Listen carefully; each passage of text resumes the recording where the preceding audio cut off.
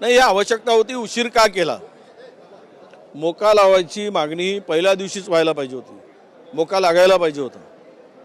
पण सरकार आणि आत्ताही ज्या पद्धतीनं मुख्य आरोपीपर्यंत पोहोचण्यासाठी सूत्रधार जो आहे या खुनाचा षडयंत्र रचणारा, त्याला अद्याप कुठे मोका लागला आहे?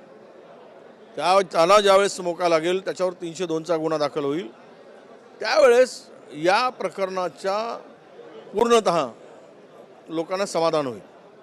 परंतु अद्याप तशी कुठलीच भूमिका दिसत नाही.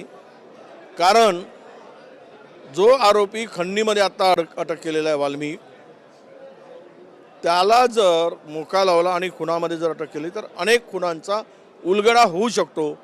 जे काही बीडमध्ये बिहारच्या पद्धतीनं काम सुरू आहे, बीडला बिहार म्हणायची जी परिस्थिती निर्माण झाली आहे, यामध्ये वाल्मिक कराडवरच तुम्हाला सूत्रधार म्हणून या चौकशीचा फोकस असायला पाहिजे.